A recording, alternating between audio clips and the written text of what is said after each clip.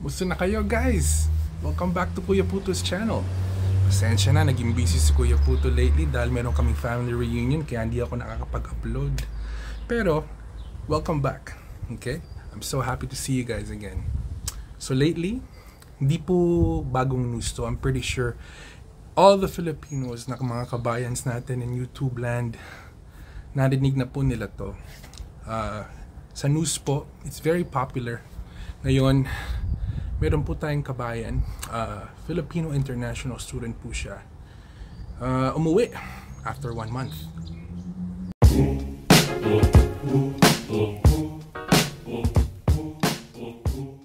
Abril ngayong taon nang dumating bilang international student ang halos 3 dekada ng guro sa Pilipinas na humiling na itago ang kanyang pagkakakilanlan.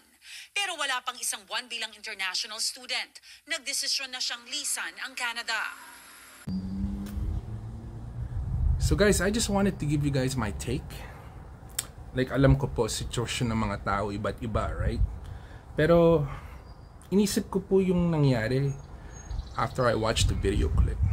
Like, what would force somebody to go back home after 1 month when they obviously committed to come here?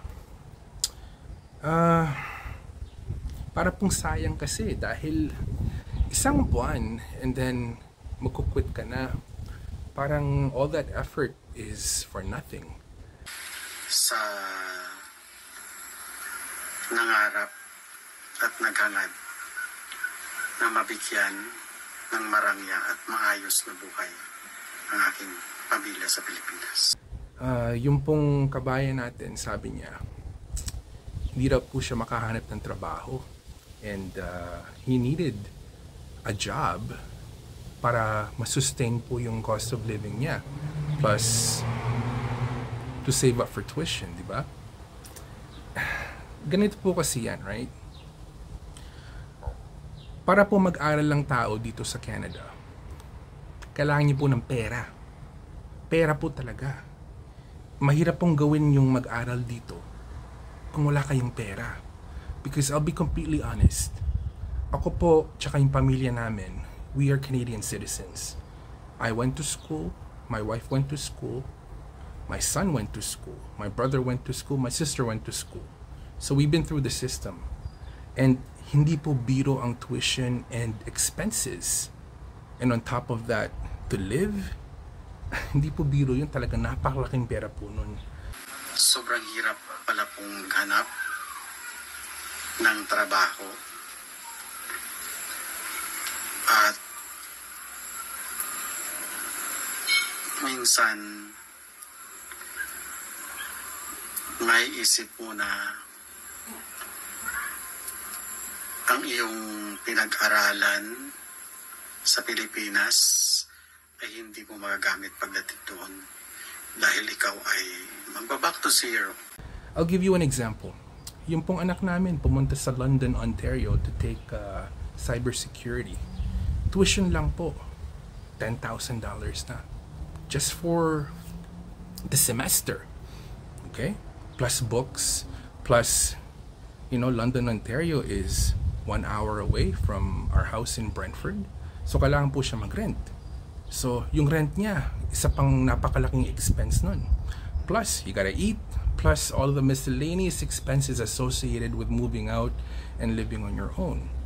Okay? Nagtatrabaho po siyang part-time nun, but there's no way na magkakasya po yung kinikita niya sa part-time para masustentohan yung expenses niya.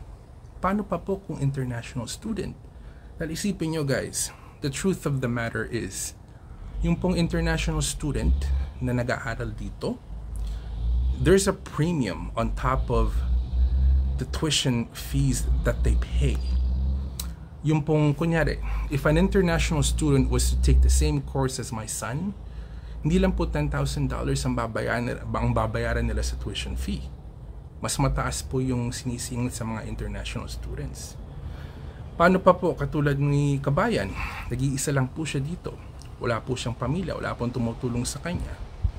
Paano yung pagkakasahin yun kung hindi kayo pupunta dito ng walang pera? So kailangan po talaga you're financially backed up.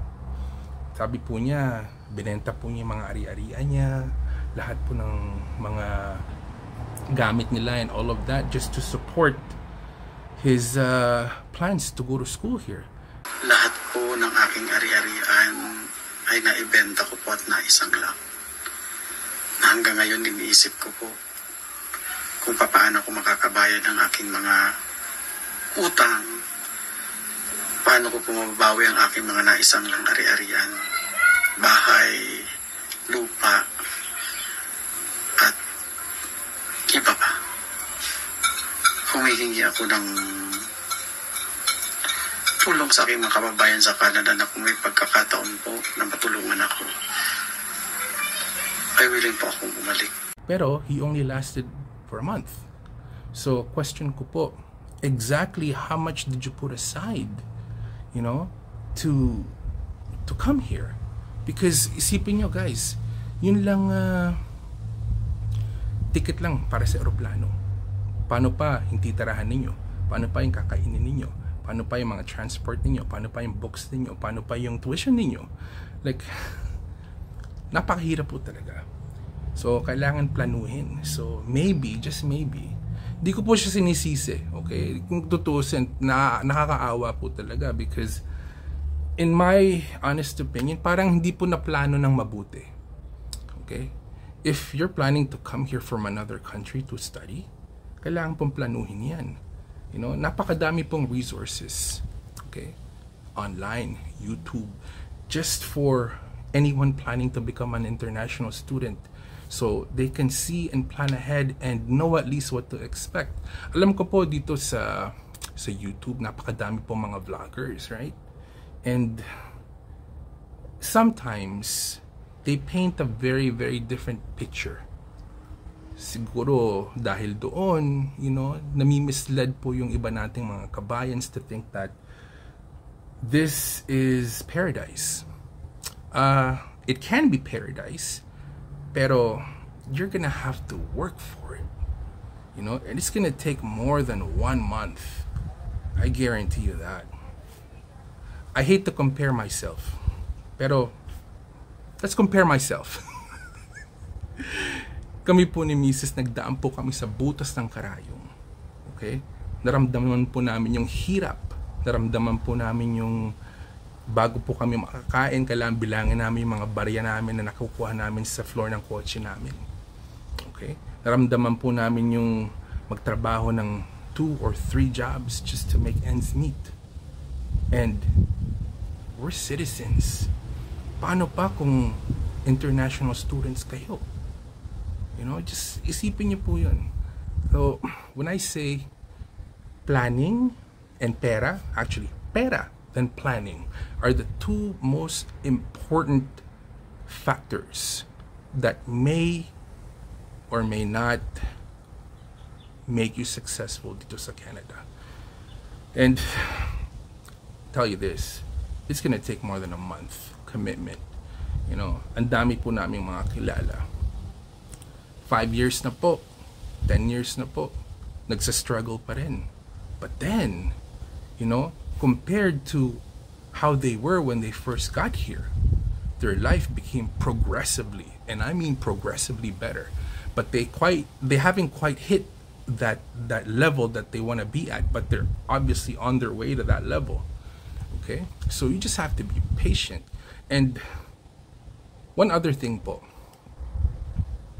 pupunta ba kayo dito para mag-aral o pupunta ba kayo dito para magtrabaho? Because doon po kay Kabayan na umuwi, what I took from the video clip was gusto niya pong pumunta dito para mag-aral and magtrabaho. Napakahirap po nun. When I was in college, one of the reasons why I dropped out, other than the fact na bulakbol po ako, is I could never ever mix working and going to school at the same time. Hindi po kaya ng utak ko yun eh. You know? Lalo na po, paano kung international student kayo, may limitations po yung, I think, don't quote me, but I think meron pong limitations yung hours na pwede kayo magtrabaho dito. And not only that, okay, yung pong mga trabaho na makukuha ninyo if you're an international student, unless, you know, you have a big network already, more than likely it's gonna be a frontline job that probably pays a salary that is not consistent with being able to live comfortably. Okay? Marami po akong mga nakikita whenever I go to fast food places, okay? Mga kapwa natin Pilipino, mga kapwa natin East Indians, you know, and kita po dun mga minimum wage lang, and they're very, very popular jobs for students. So, just do simple math. How would you be able to pay a tuition fee? Forget the rent, just a tuition fee of $10,000 or more per semester if you're making minimum wage. You know, imposible pong gawin yun. Like I said, this is for the majority po. I'm pretty sure there's, you know, international students out there that's got like a network where they're able to land a part-time job that would be consistent with how much they need to live comfortably. But the majority po, hindi po ganun ang sitwasyon. So, isipin niyo po, are you gonna come here to study or are you gonna come here to work? So you have to make that decision, which is which, diba? And to do both, napakahirap po nun. And I've done it, and then I'm not an international student, I'm a citizen, and I'll tell you right now, it's hard next to impossible. So, I guess what Kuya Puto is trying to say, planuhin niyo po to. Planuhin ninyo. Be humble, because at the beginning, Canada will humble you. I don't care what profession you are in the old country. I don't care if, you know, you hold some kind of high position and you're used to people like serving you hand and foot. Dito po lahat DIY. You know, tama po yung sinasabi nila when they say you have to start from the bottom. The majority anyways, okay? There's occasions where some people don't have to. They hit the ground running, right? But for the majority, yeah, you have to humble yourself and more than likely start from the bottom. So be patient, you know, because if you're patient, it'll pay off. It's not going to happen in a month, okay? Paradise will not happen in a month. I'll tell you that right now. Kami po ni Mrs. Before we even was able to taste anything that closely resembles ginhawa, it took 22 years or 23 years, okay? 23 years is more than a month. So, may pag-asa po ba? Definitely. It's been done, it's been proven, okay? Pero, you have to put the work in, you have to be patient, and you have to know what the plan is and follow the plan all the way through. So guys, we're gonna end the video here. And sana naman po, meron kayo natutunan, or at least, you know, na-entertain kayo kahit konti. This is Kuya Puto Mendoza in Canada, wishing you good night, good morning, good afternoon, wherever you are in the world. Stay hungry, stay humble. Keep your hustle strong. I'll see you in the next. Don't give up.